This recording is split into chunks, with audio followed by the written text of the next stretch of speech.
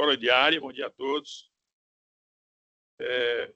Vamos começar aqui com o processo 942, que é o quórum estendido.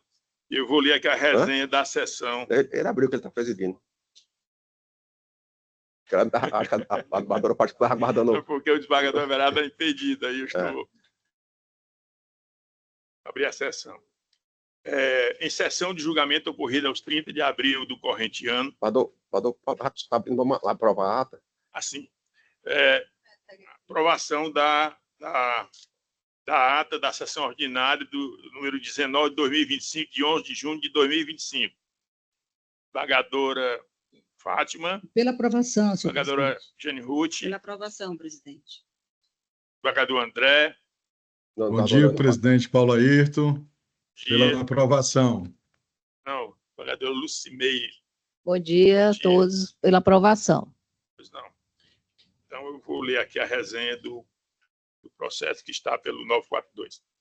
Em sessão de julgamento ocorrida aos 30 de abril do ano corrente, do corrente ano, iniciou-se o julgamento da apelação número 0141779005-2017, tendo como partes apelante apelado, Unimed Ceará, e apelante apelado, Mariana Cléa Abreu Lemos da Silva, autora. Na ocasião, manifestei considerações acerca do voto disponibilizado pelo sistema de voto antecipado provisório. Na sequência, a eminente desembargadora Jane Ruth Maia de Queiroga pediu vista dos autos para melhor exame da matéria. O pedido de vista foi concedido e o processo foi adiado. Na sessão de 11 de junho do corrente ano, deu-se continuidade ao julgamento do mencionado processo, ao tempo em que a eminente desembargadora Jane Ruth Maia de Queiroga apresentou o voto vista conhecendo dos recursos para negar-lhe provimento e indeferir o pedido de indenização por danos morais da parte autora. Ato contínuo, mantive o meu entendimento no sentido de conhecer do recurso para negar provimento ao apelo da promovida Unimed e dar parcial provimento ao apelo da autora, Mariana Cléa Abreu Lemos da Silva, condenando a parte promovida ao pagamento de indenização por danos morais no valor de R$5.000. Após os votos proferidos, a eminente desembargadora Fátima de Melo Loureiro acompanhou o voto vista. Logo, ante ao resultado do julgamento, pela não unanimidade, foi instaurado o quórum estendido nos termos do artigo 942 do CPC. O meu voto, eu só vou, como o doutor André não participou da sessão passada, eu vou aqui ler somente a questão em discussão e a emenda. Consumidor, apelações cíveis, obrigação de fazer plano de saúde, recurso especial provido pelo Superior Tribunal de Justiça, retorno dos autos para apresentação de novas provas, partes intimadas, mas nada apresentado, criança portadora de fissura lábio-palatal, indicação de tratamento de reconstrução maxilar, abusividade das cláusulas limitativas, precedentes, cobertura devida, rol da ANS meramente exemplificativo, dano moral configurado. Quanto às razões de decidir, eu pontuei o seguinte: cláusulas contratuais que restringem direitos de forma a limitar até mesmo o tipo de procedimento atentam contra o objeto e o equilíbrio contratual, colocando o consumidor em demasiada desvantagem perante o plano de saúde. Afronta-se, assim, o princípio da boa-fé objetiva, sendo consideradas abusivas quaisquer cláusulas excludentes desse direito, nos termos do que dispõe o artigo 51, inciso 4 do Código de Defesa do Consumidor, em que buscou esmaecer o princípio da força obrigatória do contrato, pacto sunt servanda. Nessa perspectiva, a operadora do plano de saúde deve fornecer todo o aparato indispensável ao diagnóstico do beneficiário, disponibilizando desde as consultas médicas e os mais diversos exames até o tratamento prescrito pelo especialista, em vista do exposto no artigo 12 da Lei 9.656 de 98, em que pesa o argumento da operadora de saúde, que não poderia ser compelida a custear exames não previstos no rol de procedimentos e eventos em saúde da ANS, o Superior Tribunal de Justiça tem reforçado o entendimento no sentido de que o rol de procedimento da ANS é meramente exemplificativo, considerando-se abusiva a negativa da cobertura pelo plano de saúde do tratamento considerado apropriado para resguardar a saúde e a vida do paciente. STJ, agravo interno no ARESP, ministro Ricardo Vilas Boas. Verifica-se essencialmente que eventual exame ou tratamento médico não constado do rol e procedimento da ANS não significa que a sua prestação não possa ser exigida pelo segurado, pois, tratando-se de rol em regra taxativo e em análise hermenêutica mais para exemplificativo, a negativa de cobertura do procedimento médico cuja doença é prevista no contrato firmado implicaria a adoção de interpretação menos favorável ao consumidor. Em junho de 2022, o STJ decidiu que o rol de procedimentos e eventos em saúde suplementar é, em regra, taxativo. STJ, segunda sessão, ERESP 1.886.929 de São Paulo, da relatoria do ministro Luiz Felipe Salomão, julgado em 8 de junho de 22. Ocorre que, depois de uma grande mobilização popular, o Congresso Nacional editou a Lei 14.454 de 2002, que buscou superar o entendimento firmado pelo STJ. A Lei 14.454 de 2002 alterou o artigo 10 da Lei de Plano de Saúde, Lei 9.656 de 98, incluindo o parágrafo 2º, que prevê o caráter exemplificativo do rol da ANS. Desse modo, a escolha do procedimento e dos materiais necessários para a cirurgia deve ser feita pelo cirurgião responsável pelo ato cirúrgico, já que o tratamento a ser realizado é de única e exclusiva responsabilidade desse profissional, que tem capacidade técnica de averiguar as verdadeiras condições de saúde do paciente e estabelecer a abordagem mais adequada.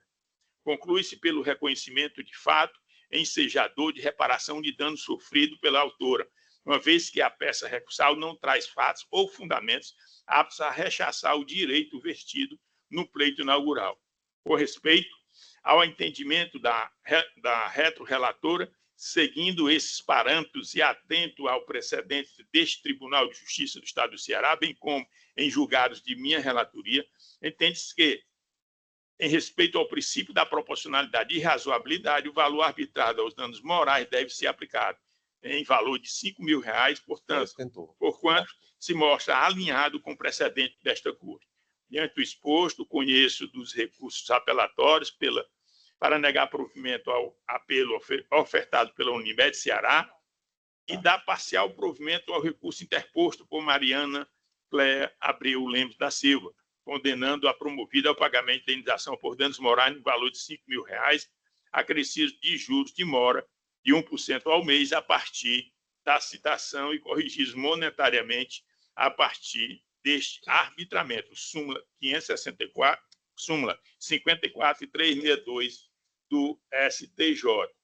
E aí, agora, eu passo a palavra na ordem que eu vou declinar aqui. Primeiro, a desembargadora Jane Ruth, depois a desembargadora Fátima Loureiro, desembargadora Lucimeira e, por último, o desembargador André, até porque ele não participou da sessão anterior.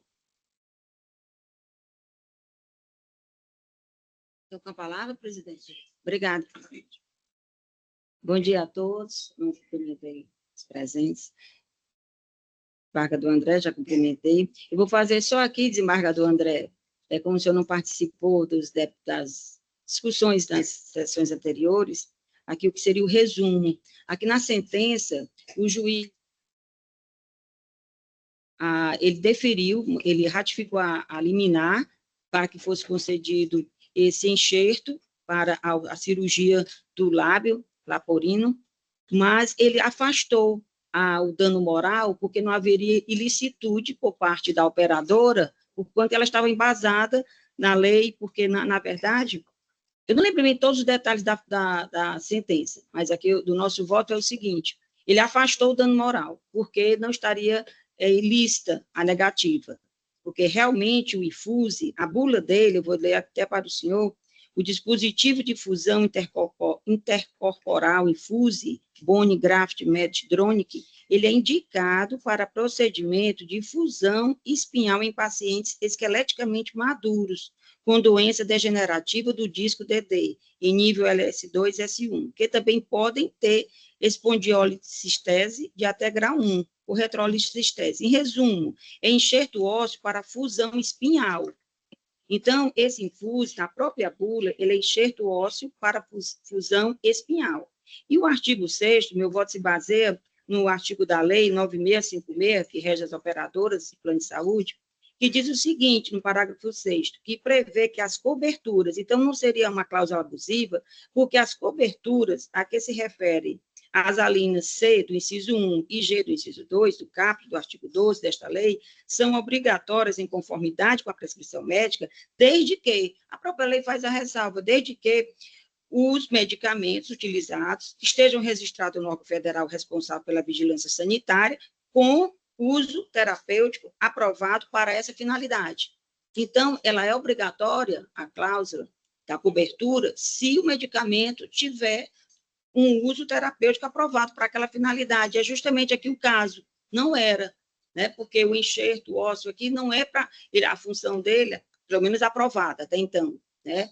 É para o problema ósseo na coluna, né? E aqui foi para o lábio. Então, realmente não era um uso terapêutico aprovado para essa finalidade. Então, eu entendo, com todo o máximo respeito ao entendimento do eminente relator, em conformidade com o juiz de primeiro grau, que não haveria ilicitude, né, porque não estava aprovado. E também o parágrafo 7º do artigo diz o seguinte, ele nega também que a operadora seja obrigada à cobertura de tratamentos clínicos ou cirúrgicos experimentais. Então, seriam 2 fundamentos legais que embasam a negativa da operadora. O terapêutico não foi aprovado para aquele caso específico da paciente, e também é um tratamento clínico cirúrgico experimental. Então, embasado desses 2 aqui, que foi a negativa. Só que, para evitar, esse caso aqui é um caso antigo, esse processo aqui não vai acarretar nenhum prejuízo à paciente, se tivesse sido, é de 2017, né? Ela hoje já é adulta, e a Cléana era uma jovem, adolescente, e na época, se tivesse sido aprovado, porque eu estou reconhecendo que não haveria, eu estou julgando pelo não provimento do acordo aliás, da apelação da operadora, no que se refere a não ter sido concedido, né? Por quê? Porque se foi feita a cirurgia, ela foi feita baseada numa liminar que foi ratificada pelo TJ. Então, não teria como a paciente ressarcir por esse fato. Então, eu estou afastando a possibilidade de que ela venha a ser cobrada por essa cirurgia, se tivesse sido feita. Né? Eu apenas estou aqui no voto, afastando, mantendo a sentença, mas afastando o dano moral. É só isso mesmo.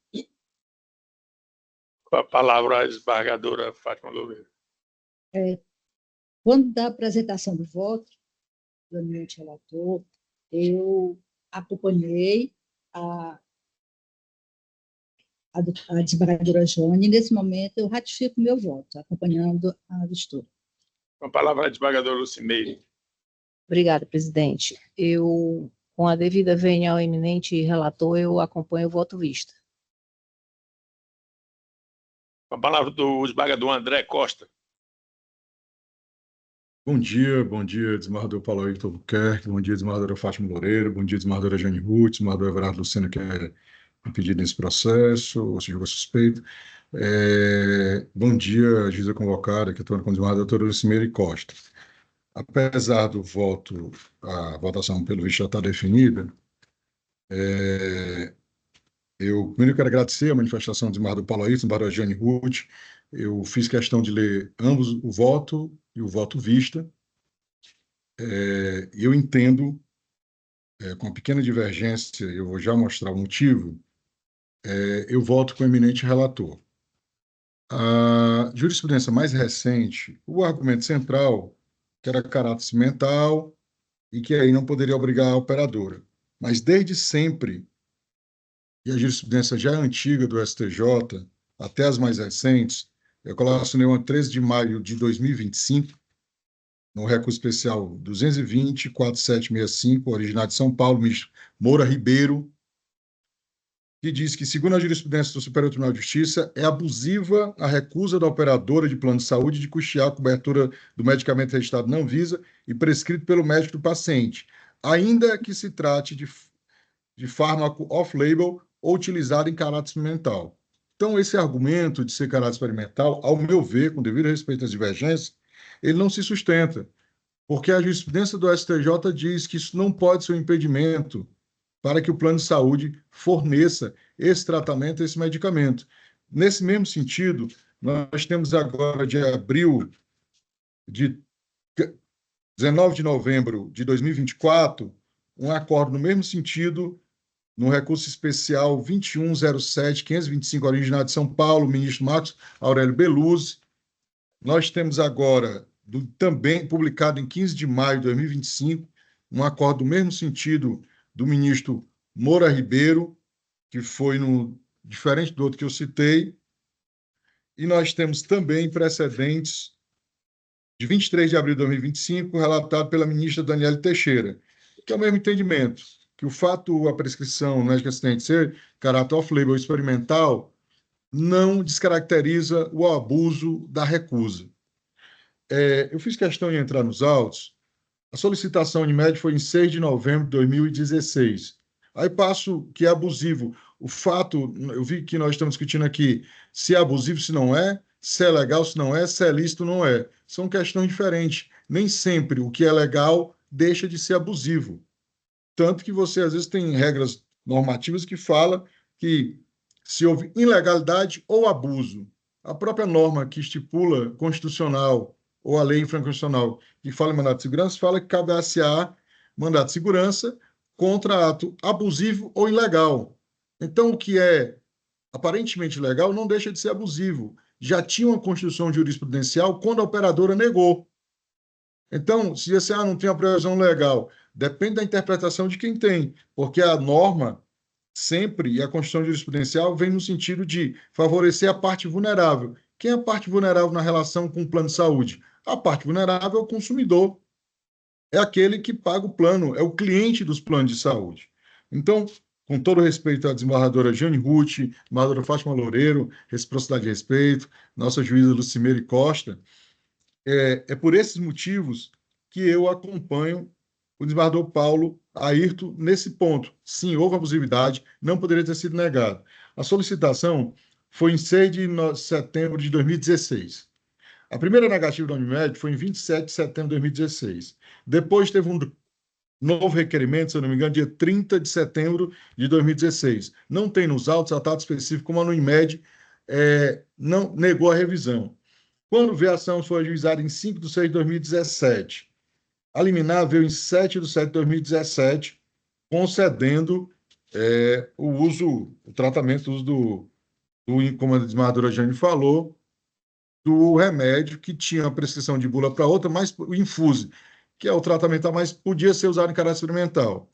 E aí eu entendo que é o dano moral pela demora e o sofrimento que causa ao paciente. Até a jurisprudência fala que a questão ela tem a ver, fiz uma ampla pesquisa aqui, quando fui convocado, a questão do dano psíquico, da violência psicológica, do sofrimento que a pessoa passou. Era um adolescente, tinha um problema no lábio. Imagine a demora em fazer esse tratamento. Então, e aí, desembargador Paulo, a minha única divergência com Vossa Excelência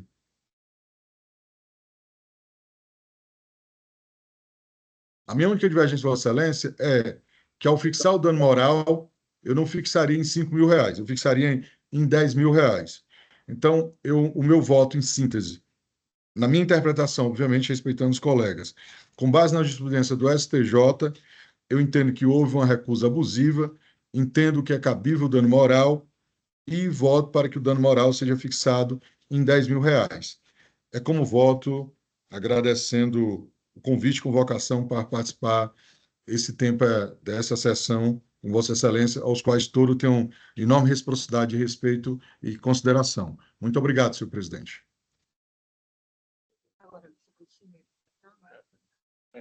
Passa a palavra à doutora Lucimeire.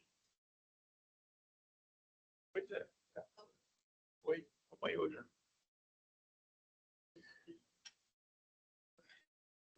Antes, como o julgamento ainda não está encerrado, eu vou aderir ao valor proposto pelo doutor André de R$10.000 para já é voto vencido, mas vou colocar meu voto aderindo ao valor que Vossa Excelência apresentou. a Câmara, por maioria, acordou conhecer dos recursos para negar-lhe provimento, indeferir no pedido de indenização por danos morais para a parte autora. Devolvo a presidência ficando a desembargadora Jane para elaborar o acordo.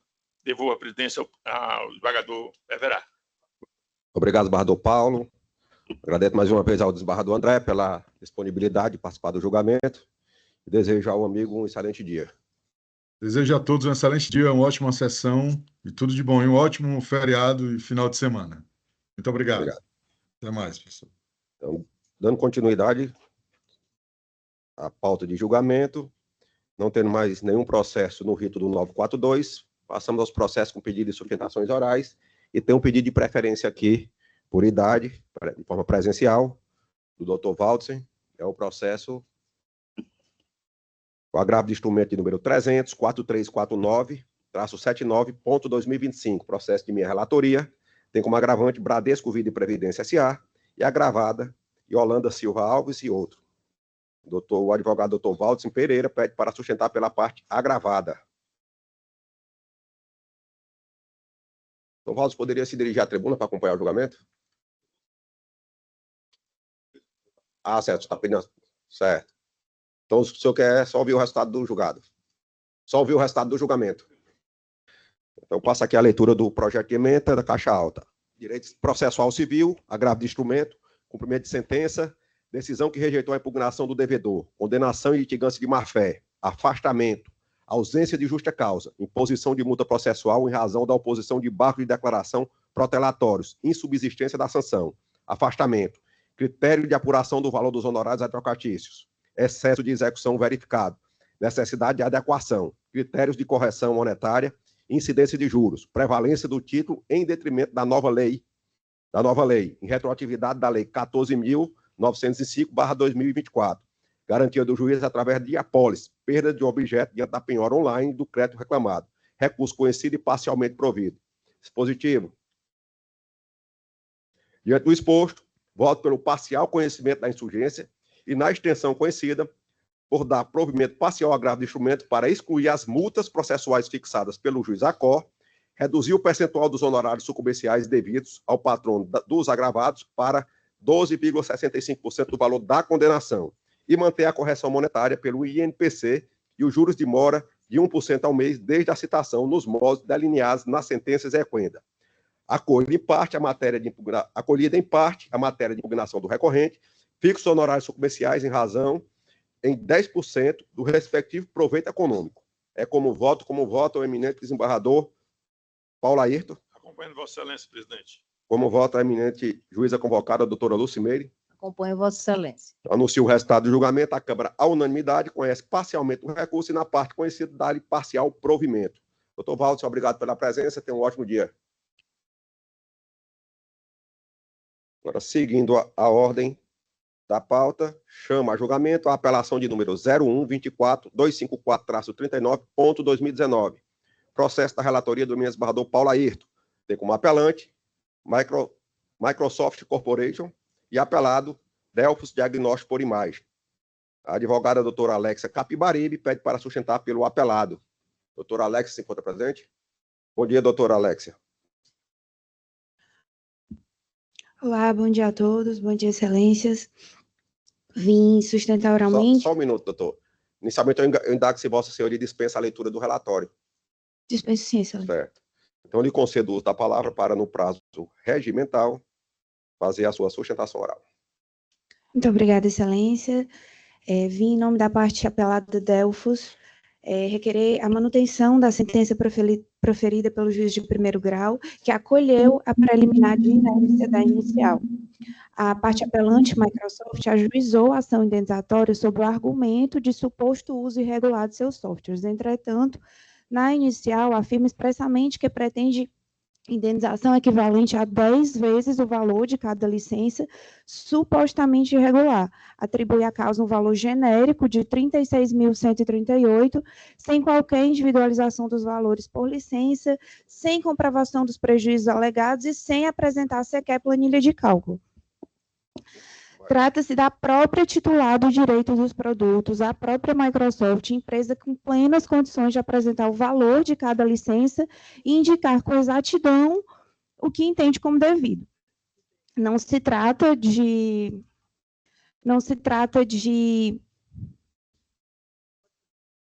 tudo bem.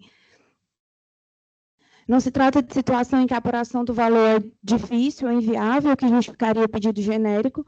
Muito pelo contrário, havia total viabilidade de formulação de pedido certo, líquido e determinado. Por isso, o pedido formulado se mostra contraditório, genérico e impreciso. Essa falha na formulação do pedido revela a ausência de interesse de agir, pois sequer se compreende claramente nos pedidos o que exatamente se pleiteia. A jurisprudência é firme que, em ações de indenização por dano moral, o pedido deve ser certo e determinado, o que, repito, não é o caso dos autos.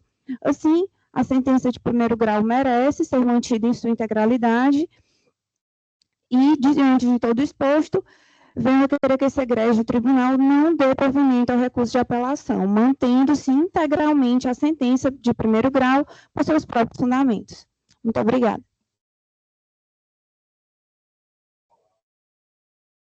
Não, presidente, muito obrigado. Direito civil, apelação, ação de indenização por danos materiais, violação a direito autoral, programa de computador, pedido genérico, inépcia da inicial, excesso de formalismo, necessidade de interpretação com base na boa-fé. A sistemática processual determina que o juízo interprete o pedido considerando a petição inicial em conjunto com base na boa-fé. O pedido e seu comontante se podem deduzir dos valores apresentados na causa de pedir, além do valor atribuído à causa, de modo que a extinção do processo se mostra tomada em excessivo rigor formal, devendo ser anulada. Aí eu trago uma decisão aqui do Superior Tribunal de Justiça, que já decidiu pela aceitação de pedido genérico em casos análogos. Cito o seguinte precedente: agravo interno, não agravo em recurso especial, ação indenizatória, ausência de especificação na petição inicial dos valores pleiteados a título de danos morais e materiais, possibilidade, interpretação, lógico sistemática, inépcia não configurada. Primeiro, é entendimento desta Corte Superior que é possível a apresentação de pedido genérico quanto ao valor da reparação dos danos, cujo ressarcimento se busca desde que a pretensão autoral esteja corretamente individualizada, como no caso dos autos precedentes. Isso posto, conheço do recurso de apelação para dar-lhe provimento, anulando a sentença de origem, com determinação de retorno dos autos para prosseguimento do feito processual. É como voto, presidente, eminentes pares.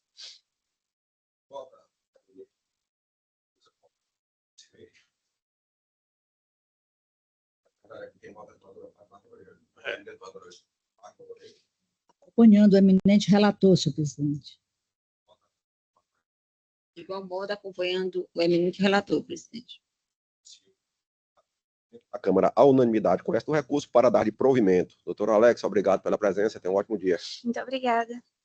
Chama a julgamento agora o agravo de instrumento de número 300-6860-84.2024. Processo da relatoria da minha desembargadora Fátima Loureiro, que tem como agravante Daniel Palmeira Ferreira e outros, e agravada Regina Lúcia Martins Silva e outros. O doutor Marcos Levi Salles pede para sustentar pela parte agravante. Doutor Marcos Levi se encontra presente? Não estando presente, eu anuncio o resultado do julgamento. A Câmara, à unanimidade, conheceu do recurso e negou o provimento. Julgamento encerrado.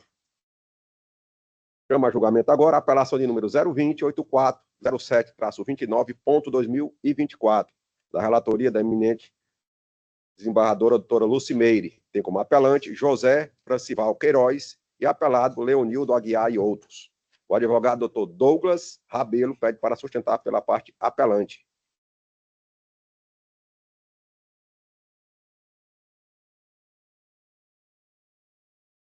Bom dia, doutor Douglas. Bom dia.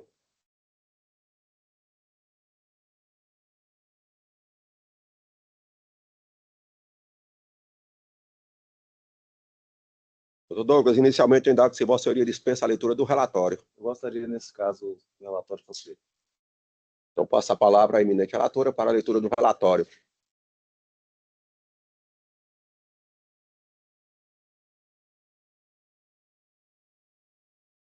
Obrigada, senhor presidente.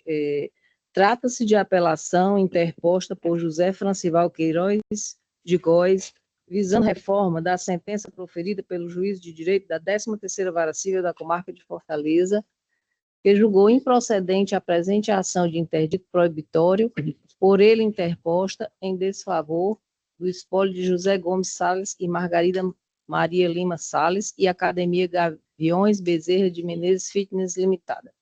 E resignado, o apelante assevera, em suma, que a magistrada ACO não valorou corretamente a prova dos autos, destacando ter ele preenchido todos os requisitos para ser mantido em sua posse, como requerido inicialmente.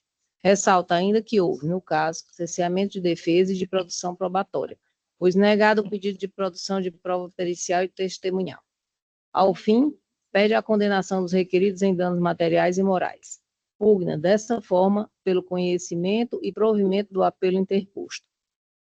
Contra razões apresentadas sob o ID 19703526, parecer da Procuradoria de Justiça pelo conhecimento do apelo interposto e no mérito pela desnecessidade de sua intervenção.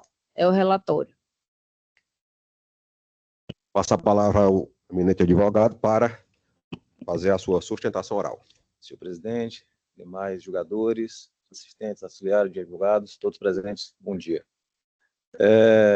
Esse caso aqui é um caso típico de uso capião, na qual o possuidor da posse opôs o seu domínio ao proprietário e também, no caso aqui, ao locador do proprietário. Aqui é um caso que houve, infelizmente, diversos erros de ordem formal, erro de procedimento e de ordem material, erro de julgamento. É um terreno que fica localizado na rua Aristide Martins, 1630, na altura ali do Pão de Açúcar da Bezerra de Menezes. É um terreno, inclusive, conjugado. O apelante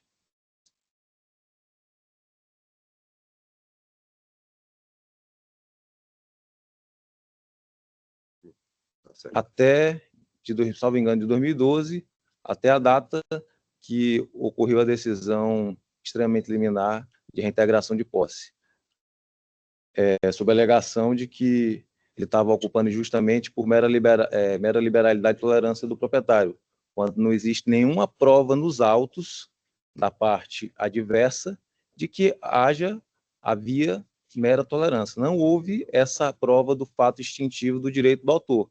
De outra banda, há diversas provas nos autos juntadas e outras provas requeridas de produção probatória relevantes para esclarecer ainda e robustecer a tese da parte da qual representa, e foram ignoradas.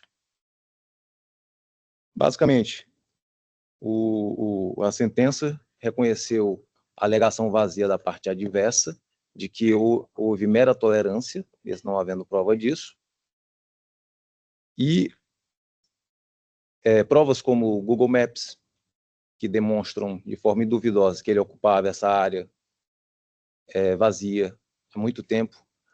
Testemunhas, termos de declaração de testemunhas foram simplesmente ignorados. E aí a gente comprova o fato constitutivo, aí a parte só alega vaziamente uma mera tolerância para caracterizar a posse injusta por precariedade, isso prevalece. Alguns pontos aqui da apelação, só mais antes, só para entender, só para contextualizar. Aqui é um terreno grande, maior, e aí uma fração desse terreno aqui, um retangular, de 3 por 3,30 por 26, cerca de 90 metros quadrados de áreas, é ocupado. É uma área de estacionamento de um terreno antigo. Estava aberta.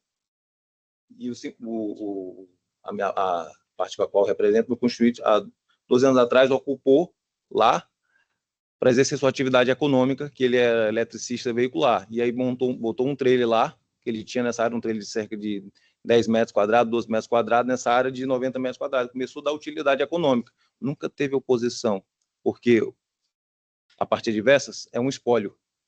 Os proprietários lá é um espólio, que os herdeiros nunca haviam se interessado, nunca ninguém se opôs Passou anos e anos e anos e anos aquela área vaga e vazia, e ele ocupou, e ele passou depois de um tempo a também morar lá, construiu um trailer fixo lá, dentro dessa área, desse retângulo de 90 metros quadrados, cerca de 12 metros quadrados, e passou a viver também lá. E aí isso foi ignorado. Houve um erro muito grosseiro de procedimento com relação à liminar que foi deferida. Nós ingressamos...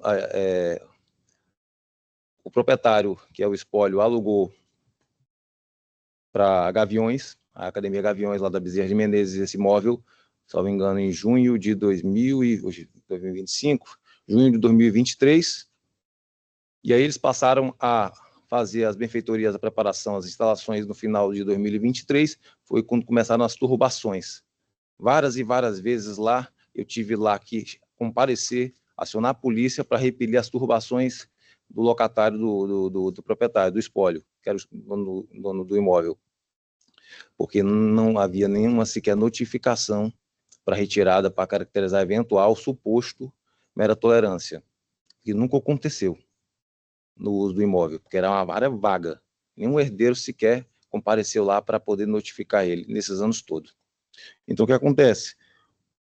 A situação lá era de posse velha, escrito comum, mas, estranhamente, o juízo de origem, que não foi nem a juíza titular, foi o da 15ª em respondência, conferiu a liminar, alegando que era mera tolerância, que é o fundamento da decisão definitiva. Sendo que, anteriormente, a gente tinha entrado com interdito tanto proibitório antes da reintegração de posse, pedindo exatamente a proteção, e aí foi o mesmo juízo não tinha reconhecido, porque alegou que ele ocupava uma área pública, não uma área privada. Houve uma série de contradições.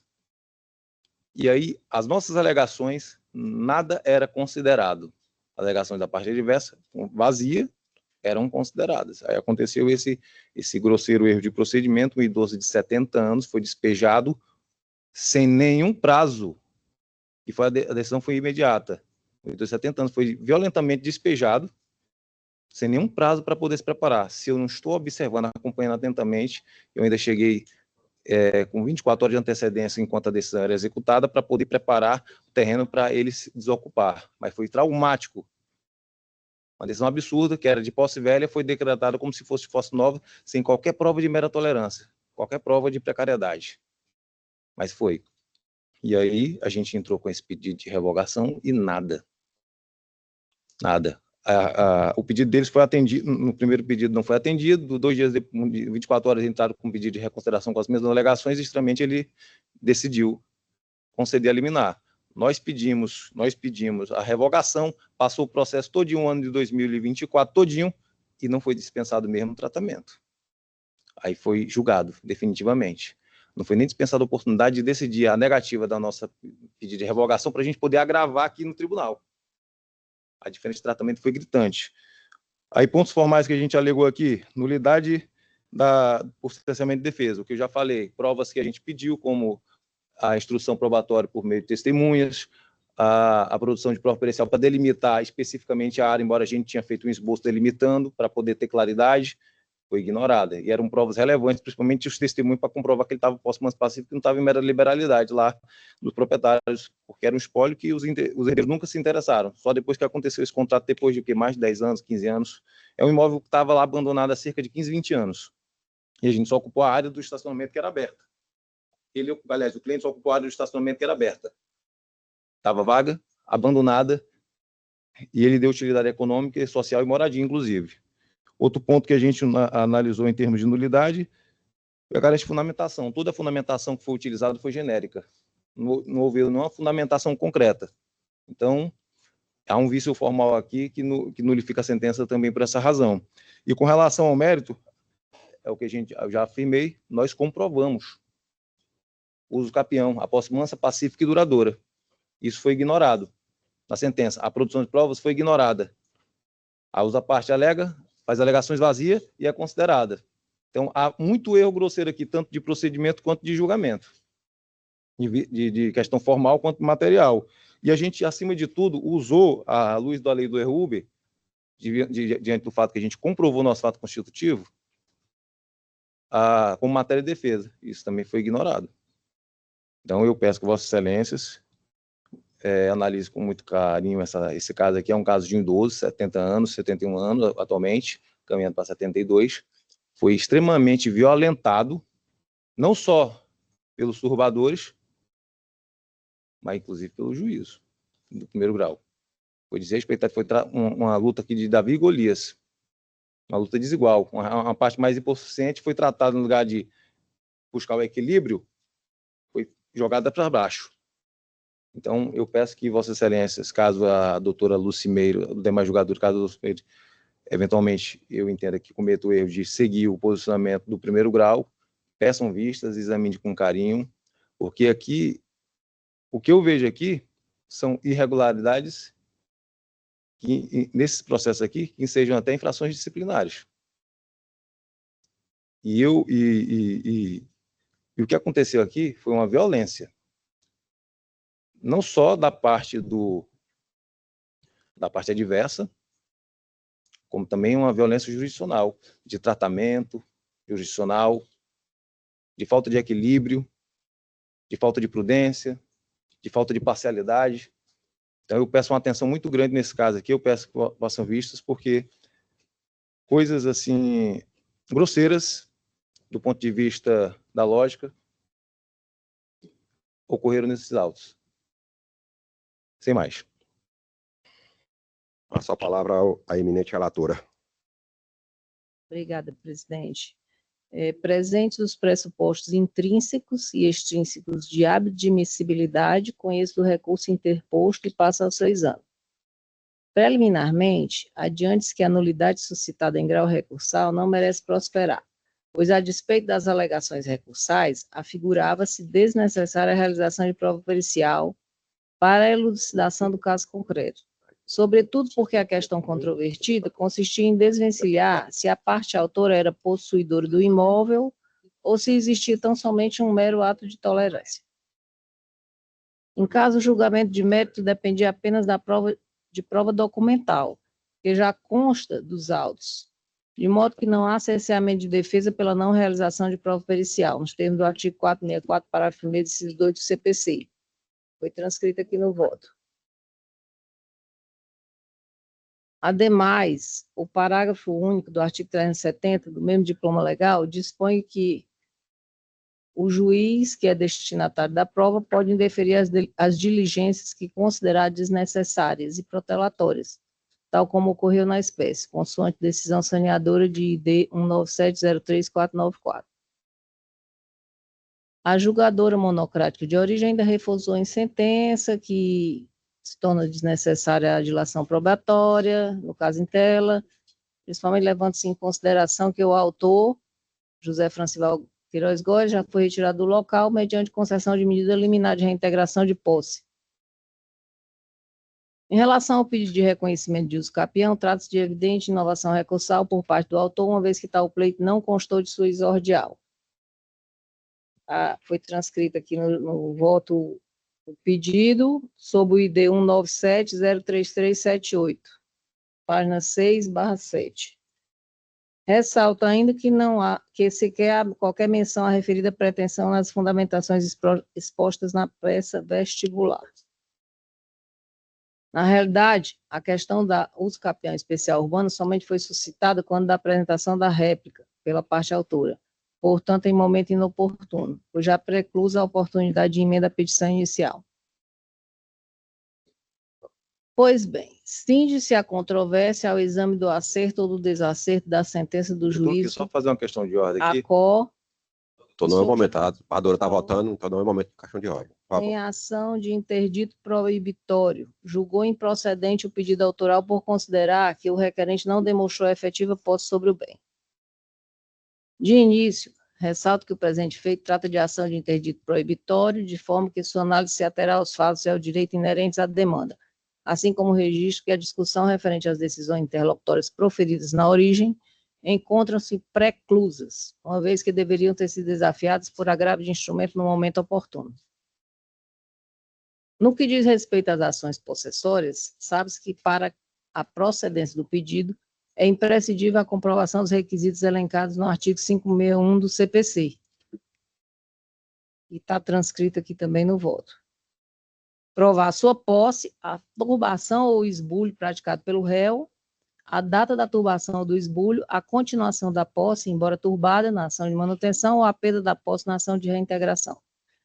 Especificamente em relação ao interdito proibitório, este consiste em mecanismo processual que possui o fito de repelir a ameaça à posse do possuidor, disciplinado no artigo 567 do CPC. O possuidor direto ou indireto que tenha justo receio de ser molestado na posse poderá requerer ao juiz que o segure da turbação ou esbulho iminente, mediante mandado proibitório em que se comine ao réu determinada pena pecuniária caso transgrida o preceito. Assim, para o êxito do pedido inicial da referida ação, resta crucial a comprovação pela parte autora da efetiva posse do bem, assim como os atos da parte promovida pretendendo molestar sua posse, por meio de turbação ou esbulho iminente. Ocorre que, a despeito das alegações recursais, a prova dos autos demonstra situação de permissão e tolerância do verdadeiro proprietário em relação ao promovente. Explico. Compulsando o caderno processual, observe que o autor falhou ao não se desincumbir do ônus probatório exigido do artigo 3731 do CPC, ao passo que os requeridos conseguiram demonstrar sua posse sobre o terreno em litígio. Nesse sentido, foram juntados aos autos o registro imobiliário do imóvel em nome de José Gomes Salles, ID 197034469, matrícula de número 67379 do Terceiro Ofício de Registro de Imóveis de Fortaleza.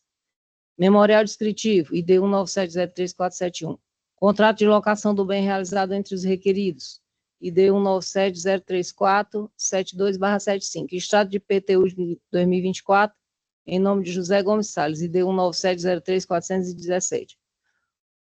O contrato de locação formulado e o pagamento do imposto incidente sobre o bem imóvel demonstram claramente que o imóvel não estava abandonado pelo proprietário, bem como referidos atos são indícios claros de posse. Ademais, o pagamento recorrente de IPTU é prova de que o possuidor está agindo como proprietário, assumindo as obrigações fiscais. Por outro lado, os registros fotográficos juntados pelo autor, além de não evidenciar qualquer marco temporal sobre uma possível posse sobre o bem, geraram o efeito contrário ao pretendido pelo autor ao mostrar uma situação precária de utilização do espaço, inclusive avançando indevidamente sobre a área pública, como relatado pela Procuradoria do município de Fortaleza, em documento de ID 19703.480/82. Nesse diapasão, coaduno com os argumentos lançados pela magistrada de primeiro grau no julgamento dos embargos de declaração opostos. Tem que ler isso aqui, não. Transcrito no voto, que diz assim, em relação à porção ocupada da propriedade dos requeridos, ora embargados, verifica-se que o embargante ocupou o estacionamento do local, inicialmente usando o muro da propriedade para dispor seus produtos, e após usou um carrinho para demarcar o local, isto é, meios de fácil locomoção e retirada, não estando em definitivo no local.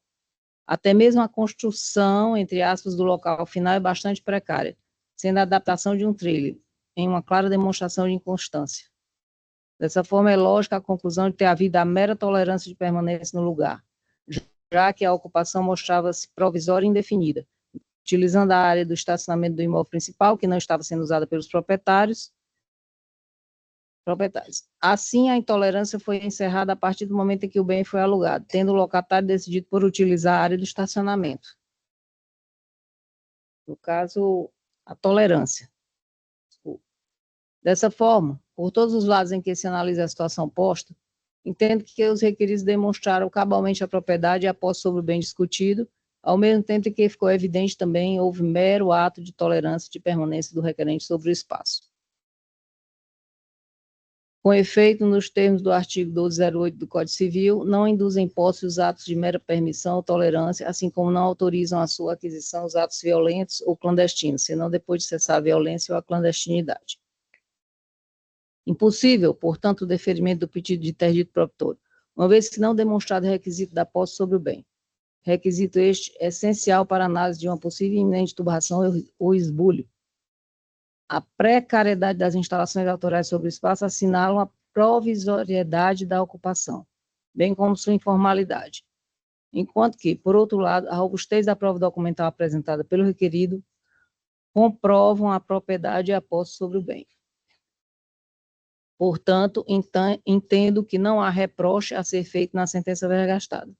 A propósito, colação de precedentes deste tribunal em casos semelhantes, ação de interdito proibitório, ausência de comprovação da posse, ato de mera tolerância, detenção do imóvel, fâmulo da posse, recurso conhecido e improvido, sentença mantida, apelação sob a relatoria do desembargador Inácio de Alencar Cortez Neto, segunda Câmara de Direito Privado. Outra jurisprudência citada aqui, sob a relatoria do eminente desembargador Carlos Alberto Mendes Fortes, e mais uma outra da desembargadora Maria das Graças de Almeida Quental. Por tais razões, conheço parcialmente da apelação interposta, mas para negar-lhe provimento, mantendo inalterados todos os termos da sentença vergastada. Com o julgamento do presente recurso, majoro a verba sucumbencial para 15% sobre o valor da condenação, com exigibilidade suspensa em razão da gratuidade de justiça deferida na origem. É como voto. Posso só fazer essa questão de ordem agora? Qual seria a questão de ordem, doutor? Essa questão dos capião que foi alegado defensivamente não foi no interdito proibitório, foi na ação de reintegração, porque nós entramos com a ação de interdito proibitório, aí que foi indeferida a liminar, sob a alegação que não ocupava área privada, ocupava área pública, aí depois eles entraram com um pedido de reintegração de posse, alegando que estávamos ocupando área privada, e aí foi concedido. Já está entendido, então, a questão aí a gente entrou com um pedido de os capião defensivos, não nos capião, no interdito, na reintegração, na defesa da reintegração. Ok, doutor. Qualquer divergência no entendimento de Vossa Senhoria, pode embargar a declaração, com certeza o relator, a relatora corrigirá. É uma questão de fato que aí a gente pode intervir variamente, né? Então, como vota o eminente desembargador Paulo Ayrton? Acompanhando o eminente relator, a relatora, presidente. Como vota a eminente desembargadora Fátima? Ratifico o voto provisório, acompanhando a relatoria. Então, anuncio o resultado do julgamento. A Câmara, à unanimidade, conhece parcialmente do recurso e, na extensão conhecida, nega-lhe provimento. Obrigado. Obrigado a todos. Obrigado, doutor Douglas. Dando continuidade aqui, eu vou a um pedido de preferência de uma gestante, advogada gestante. O agravo interno de número 020, 8930-41.2024, da relatoria do eminente desembargador Paulo Ayrton. Tem como agravante Giovana Vasconcelos Ferreira Gomes Franco e agravada Antônia Zenilda Bezerra Franco. A doutora Ellen Moreira pede para sustentar pela parte agravada Antônia Zenilda Bezerra Franco. Bom dia, doutora Ellen. Bom dia a todos. Na verdade, eu gostaria de pedir, excelência, a dispensa da sustentação e o seguimento para o julgamento. Pois não. Então, eu já passo a palavra ao eminente relator para anunciar o resultado do julgamento. Direito processual civil, agravo interno, ação de despejo por denúncia vazia, locação de imóvel por quem não detém legitimidade, contrato declarado nulo, decisão monocrática reformada, recurso conhecido e provido, nas razões de decidir, diante de vasta documentação e argumentos desconexos, o núcleo que deve ser analisado é se a parte autora detinha poderes para figurar como locadora no contrato firmado com seu filho. Em análise minudente dos autos, não foi localizado nenhum documento comprobatório que comprove a legitimidade da autora em figurar como locadora do imóvel. E como bem acertado na decisão primeira, a não autenticidade documental por si só afasta a existência do pacto de locação discutido. Desse modo, na hipótese de vertente, a autora não demonstrou que tinha a autora não demonstrou que a que título possuía direitos sobre o imóvel locado, ônus que lhe impunha, artigo 333, inciso 1º do CPC. É sabido que o locador possui legitimidade para a apropriação de despejo por denúncia vazia. No entanto, entende-se que observar a legitimidade de quem poderá figurar como locador. O locador pode ser mero possuidor do imóvel locado, não havendo necessidade que seja o proprietário. Nesse sentido, o TJCE, relatoria do desembargador Rainonato Silva Santos, 4ª Câmara, de 23 de 10 de 2018. O possuidor, pois, é aquele que exerce, de fato, de forma plena ou não, algum dos poderes inerentes à propriedade, usar, gozar, dispor e reivindicar. Além disso, Além disso, possível é o desmembramento da posse indireta e indireta sem desnaturalizar o instituto. Nesse sentido, a locação de imóvel pelo possuidor permite-lhe resguardar na condição de locador a posse. Sendo a ratio essende do contrato de locação a transferência da posse e não do domínio, esta estará legitimado para ceder em locação aquele que tiver a posse e dela dispõe. Podem figurar como locador, reprisando o proprietário do imóvel, promissário comprador ou cessionário, o usufrutuário, possuidor, o fiduciário e até o próprio locatário, se autorizado pelo locador a sublocar. É dizer, o locador poderá não ser o proprietário, sem que isso implique qualquer irregularidade do contrato.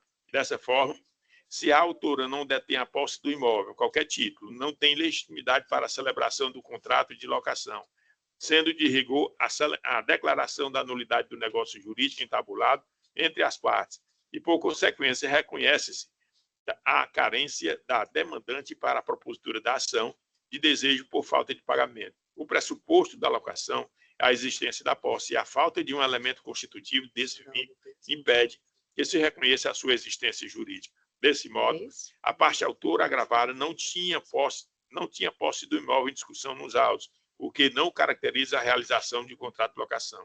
Assim, em sendo nulo o contrato, não há que se falar em legitimidade da parte autora para ajuizar a ação de despejo com cobrança de aluguel de bem imóvel público. Ademais, quanto ao desacerto exposto em decisão monocrática, quanto ao pedido ser extrapetida, vejo que merece reparo, tendo em vista que, em sede de contestação, há o pedido reconvencional para o reconhecimento da nulidade do contrato de locação. Ante o exposto, voto no sentido de conhecer e dar provimento ao agravo interno interposto para reformar a decisão monocrática constante das folhas 322 e 323. Agravo interno conhecido e provida como voto, presidente, e é nesse caso. Ratificando o voto provisório, acompanhando o bem lançado voto do eminente relator. Como vota a eminente barradora Jane Ruth? Acompanhando o voto do eminente relator, presidente. Então, anuncio o resultado do julgamento. A Câmara, à unanimidade, conhece o recurso para dar-lhe provimento. Doutora Hélia, obrigado pela presença e tenha um ótimo dia. Obrigada, bom dia. Seguindo a ordem da pauta, chamo a julgamento a apelação de número 020-3787-13.2020, processo da relatoria também do eminente barrador Paulo Ayrton. Tem como apelante Miguel Tonieto Gazinel e apelado Top Tour, Agência de Viagem e Turismo Limitada. Doutora Vitória do Nascimento pede para sustentar pela parte apelante. Bom dia, doutora Vitória. Bom dia a todos. Saúdo Vossas Excelências, na pessoa do eminente desembargador relator, aos colegas e servidores desta casa. Doutora Vitória, inicialmente eu indago se Vossa Senhoria dispensa a leitura do relatório. Certo, eu dispenso sim. Dispensado, então eu lhe concedo o uso da palavra no prazo regimental para a sua sustentação oral. Excelências, a questão posta a decidir versa sobre uma ação declaratória de inexistência de débito acumulada com indenização por danos morais, em que a parte autora alega desconhecer o débito em questão da ação. Na exordial, a autora ela diz que nunca estabeleceu qualquer relação com o apelante, ora requerido, que é o senhor Miguel Tonieto. Ocorre, Excelência, que, conforme ressaltado ao delongar dos autos, a parte apelada ela trabalha com títulos cambiais, ou seja, com a venda e a conversão de moedas estrangeiras, ou seja, tendo estabelecido essa relação com a apelante por diversas vezes. Tanto assim, que o que ocorreu nos autos, conforme atestado pelos prints, foi que na última operação realizada, o apelante, após perfectibilizar o pagamento dos dólares ao motoboy da apelada, o qual costumeiramente ia buscar esses valores dos títulos adquiridos, havia sofrido um assalto, acarretando a perda dos valores adquiridos. Assim, não houve pela apelante nem o percebimento da moeda estrangeira, muito menos dos valores adimplidos, do ressarcimento, tendo sofrido a angústia de não ter tido esse valor ressarcido e ainda com a apelada tentando esquivar-se do que é lhe devido. Fatos estes, Excelências, foram comprovados, inclusive, por prints e conversas todos validados por meio de ata notarial, conferindo-lhes idoneidade. Excelências, o cerne principal da sentença, do qual se busca a reforma, versa sobre a falta de instrumentos que atestassem essa relação. Contudo, tanto pela praxe, até mesmo pela confiança que a apelante detinha na apelada, demonstra que essas operações eram realizadas costumeiramente de forma informal.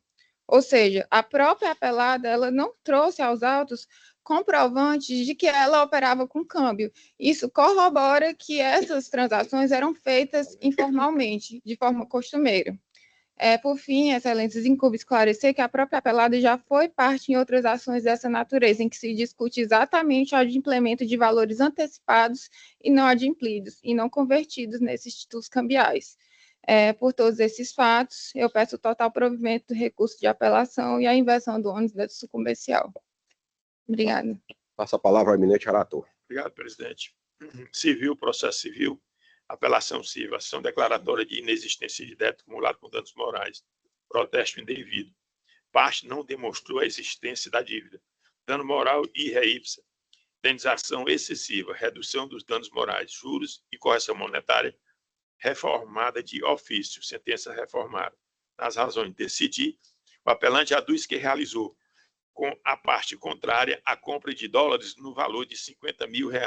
Afirma que fez o repasse do valor para a apelada e o saldo em dólar iria ser entregue em sua residência pelo motoboy da empresa. Todavia, na data da entrega dos referidos valores, o empregado que os levava foi assaltado.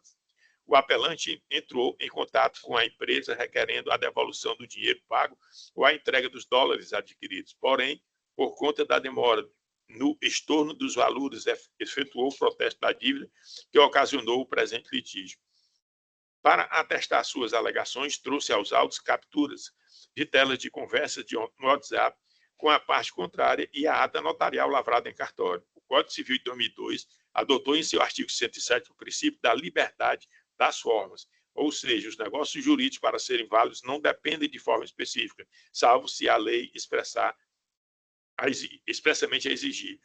Em sintonia com o citado preceito, o artigo 2º da Resolução 277 de 2022 do Banco Central estabelece que, aspas, é livre a forma de celebração de operação de câmbio, fecha aspas. As capturas de tela juntadas não deixam claro se a discussão constante nas referidas conversas de WhatsApp se relaciona diretamente com o suposto contrato de compra de dólares citado pela parte. O conteúdo das referidas conversas demonstram uma situação de cobrança, mas não é possível atestar se realmente trata-se do contrato alegado pelo apelante. Portanto, as capturas de tela juntadas apresentam-se como meros indícios insuficientes para concluir pela existência do negócio objeto da presente lide. Embora tenha cumprido seu ônus do artigo 372, inciso 2º do CPC, as provas juntadas não são dotadas de robustez necessária para comprovar a existência da dívida e a validade do protesto realizado. Entendimento escorreito do STJ é de que os protestos indevidos de dívida ocasionam dano moral e ré ipsa, ou seja, dispensa a prova em razão da gravidade da conduta, o que torna inconteste o abalo moral sofrido pela vítima, bem como enuncia a súmula 277 da mesma Corte, que a pessoa jurídica pode sofrer dano moral. Partindo das premissas da razoabilidade e proporcionalidade, bem como considerando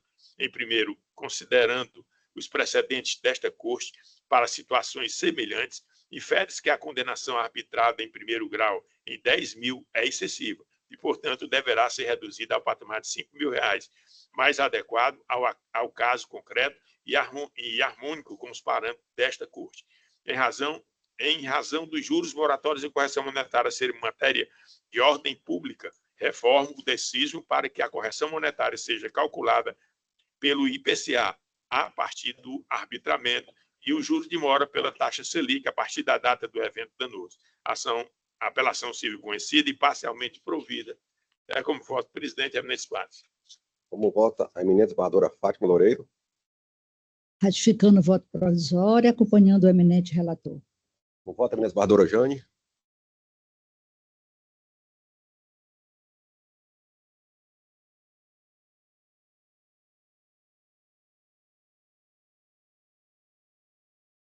6,5. 6,5? Exato. Ah, 6,5, certo. Esse que era o 6,5. Acompanhando o relator, presidente. Então, anuncio o resultado do julgamento. A Câmara, à unanimidade, conhece do recurso para dar-lhe parcial provimento. Obrigado, doutora Vitória. Tenha um ótimo dia. Obrigada.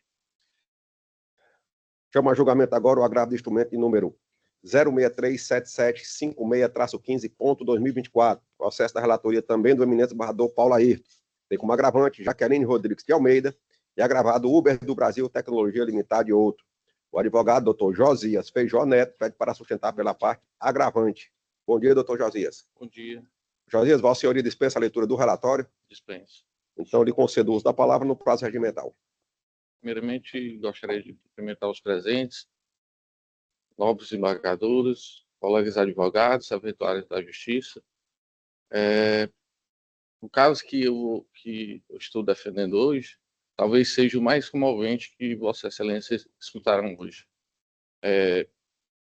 Para contextualizar, vou contar um pouquinho a história do que aconteceu.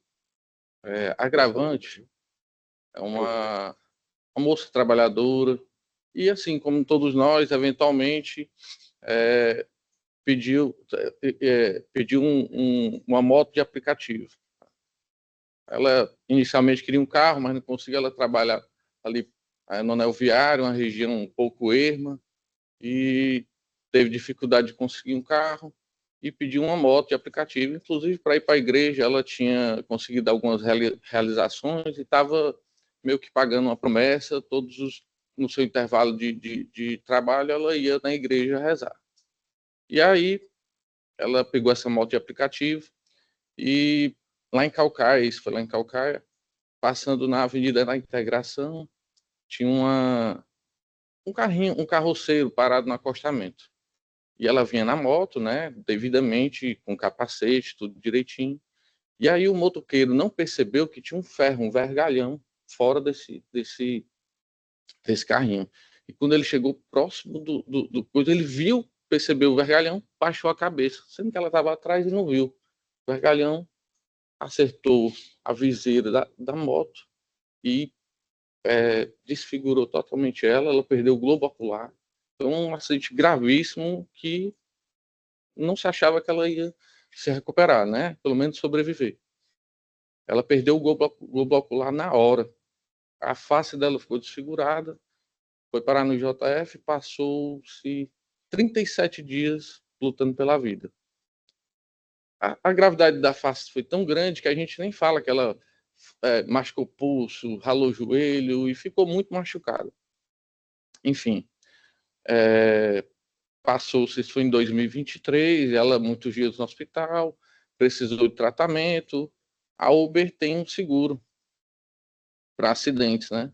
E assim que ela sofreu o acidente, ela acionou a Uber, porque tinha contratado o transporte pela Uber, e a Uber direcionou ela para a segunda agravada, que era a Uber do Brasil, a seguradora. E a seguradora disse que tinha um seguro, que era um seguro que ela, as despesas que ela tivesse, ela fosse recolhendo, que a Uber ia ressarci-la. Chegou a ressarcir um valor de 1.900 e alguma coisa. E aí, ela na recuperação, dentro de todos os problemas que ela vem sofrendo, um deles que quando a face dela desfigurou, o canal lacrimal dela, a gente tem uma ligação com tudo isso aqui, ouvido e tal, o canal lacrimal dela não ficou configurado e ficava saindo sangue pelos olhos dela. Né? E aí ela precisou fazer uma cirurgia e não estava conseguindo fazer a cirurgia na rede pública, acabou conseguindo, com a ajuda de amigos, de familiares, conseguiu fazer essa cirurgia particular. Gastou, na época, algo por volta de R$18.000 e fez a cirurgia, passou todas as notas. A Uber chegou a dizer que... A Uber não, no caso, a seguradora chegou a dizer que ela ia ser ressarcida no valor total de R$15.000, porque era o máximo que o seguro para danos materiais cobria da chuva que a seguradora, a segunda agravada. E aí ela já tinha pago 1.900, seria só a diferença de 13.000 e poucos reais. Mandou um documento para ela em que, em tese, ela dava-se por satisfeita daquele valor por tudo que ela tinha sofrido. Ela não assinou, até orientado por mim, porque eu li o documento e vi que ela estava dando se satisfeita pelo aquele valor. Depois disseram para ela que ela, não, você vai fazer uma perícia e nós vamos fazer uma análise da sua perca do olho para ver uma indenização maior. E posteriormente ela fez uma perícia da seguradora, e essa perícia resultou que ela teve, né, a perda do olho e o globo ocular, e disse que ela receberia uma indenização de R$100 mil. Não que o valor não seja um valor razoável. Razoável que eu falo assim, um valor bom. A questão é a situação dela. Ela era uma pessoa trabalhadora, tinha lá seu vínculo formal, mas tinha seu trabalho fora que conseguia render, tanto que ela tinha, inclusive fazia parte dessa promessa que ela vinha pagando, ela tinha conseguido adquirir uma casinha própria, financiada, né, esse programa Minha Casa Minha Vida, vinha pagando, sendo que quando ela sofreu o acidente, ela perdeu parte da renda dela. E ela ficou realmente, além de sem parte da renda, ela ficou com muitas mais despesas que ela tinha antes, porque ela passou a ter que cuidar da saúde dela, e assim, e até a própria independência ela perdeu. Ela era uma mãe solteira, duas filhas menores, e precisou de ajuda de familiares até para se deslocar, porque ela tem, ainda hoje, ela sente tonturas se ficar muito tempo em pé. Ela passou parte desse tempo no hospital tentando identificar, porque ela estava tendo uma perda de líquor. Aí não sabia se da fratura da face. Atualmente, ela fez a primeira cirurgia, que foi uma sonda do canal lacrimal de um olho, e agora ela está sofrendo porque o outro canal lacrimal também está obstruído, e ela fica com inflamações constantes nesse outro olho que inflama, e ela antibiótico e nada resolve. Enfim, o pedido em relação à tutela de urgência foi o seguinte: eu entendo que é incontroverso a parte em que a seguradora diz que ia pagar. A seguradora diz que ia pagar R$100 mil e a diferença de R$13 mil. E o valor já reconhecido pela seguradora como danos materiais de R$13 mil, já com notas fiscais. Então, eu entendo que essa parte é incontroversa. Que a autora poderia receber esse valor e cuidar da vida dela em relação ao tratamento que ela precisa. Atualmente, ela precisa de uma cirurgia, ela vai precisar de muitos outros. E, assim, só para fazer uma comparação aqui, uma comparação, assim, até um pouco infeliz, porque a gente lida com a vida, a gente fala de vida e morte. Isso aqui eu cheguei a conversar com a magistrada de primeira instância. O caso da autora chega a ser mais grave do que a morte. Peço licença para não dizer que a vida não importa, mas a vida importa demais. E por isso mesmo, ela tem duas filhas. E isso talvez seja o que está fazendo ela conseguir viver em prol das filhas. Mas imagine só, se ela tivesse recebido esses R$100 mil, ela já tinha gasto todinho em tratamento e estaria em bastante dificuldade. Ela deve para familiares, ela deve para amigos, né? Ela não está conseguindo pagar a casa própria dela porque ela perdeu a renda. Ela está precisando de tratamento. Ela chegou esse último tratamento, ela está sendo acompanhada no HGF. Aí vai para o HGF, chega lá, é urgente sua cirurgia, mas o equipamento que faz a ressonância está quebrado. Aí ela vai dar um jeito, consegue dinheiro, consegue fazer uma ressonância. Pronto, seu exame agora está pronto aqui, vamos ver se a gente consegue marcar a cirurgia. E não consegue marcar a cirurgia. Então, assim, a saída dela é conseguir esse tratamento de forma privada mesmo, pagando, e esse valor seria muito, muito, muito importante para que a autora pudesse continuar o tratamento dela e seguir a vida. Não é justo que ela, nesse momento de dificuldade, já de saúde, esteja passando por dificuldades financeiras né, sabendo que, no meu entendimento, é incontroverso pelo fato de que, se lá na frente a Vossas Excelências, a magistrada de primeira instância, entenderem que ela não teria direito a mais do que isso, já estaria pago, né? Ou seja, não teria nenhum prejuízo para as agravadas. Foi o valor que ela foi ofertado em forma de seguro. Assim, é a minha sustentação. Peço que Vossas Excelências analisem com bastante critério e carinho para poder prover o meu recurso. Obrigado. Pois não, presidente. Foi um processo que eu detive bastante com relação até a questão em si, mas, a meu sentir, é descabido a dilação probatória em fase de agravo de instrumento. Então, vou decidir com relação ao mérito se tem razão ou se não tem, mas nessa fase de agravo de instrumento eu acho muito difícil a gente discutir essa questão. Então, vou logo para as razões de decidir. Tratando-se de agravo de instrumento, contra decisão que defere tutela de urgência, o efeito devolutivo se restringe à reanálise dos pressupostos que autorizaram a tutela, não se adentrando no mérito em si da causa. Nos termos do artigo 300 do CPC, a tutela de urgência será concedida quando houver elementos que evidenciem a probabilidade do direito e o perigo de dano ou o risco ao resultado último do processo. Apreciando a resignação recursal, extrai-se que a agravante busca reformar o decísio e obter a concessão da tutela pretendida, alegando a probabilidade do seu direito, tentando demonstrar a ausência dos pressupostos autorizadores da tutela de urgência. Não há sequer falar em exigência de parcela em controvérsia, posto que a própria parte afirma ter negado o valor oferecido. Dessa forma, ao ingressar com a demanda judicial, delega ao juízo o papel de verificar a extensão da indenização devida.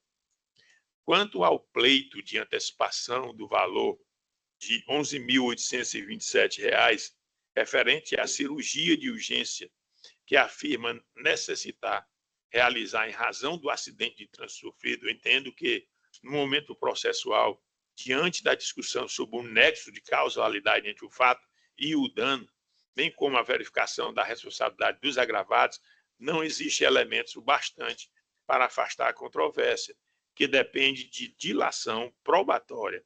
Tanto é que a decisão de saneamento fixou esses pontos como controvertidos. Então, nesse sentido, eu fui pelo desprovimento, nego o provimento a recurso, deixe de condenar os honorários, pois a decisão atacada não os fixou.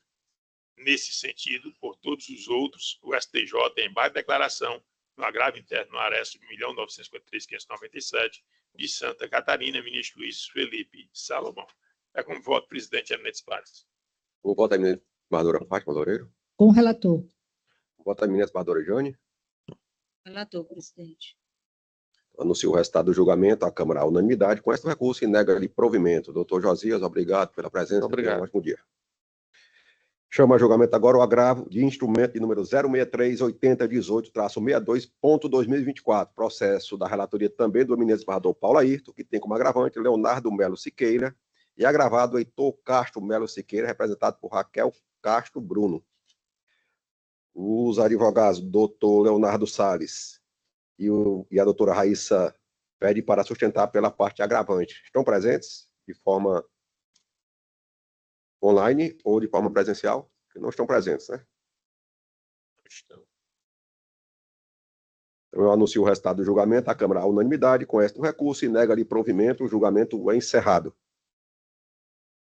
Agora eu chamo a julgamento a apelação de número 027-3887-22.2022, também da relatoria do ministro desembargador Paulo Ayrton, que tem como apelante Rosemary Barroso Pontes e apelado Carlos Lima de Freitas. Doutora Suiane Saldanha pede para sustentar pela parte apelante.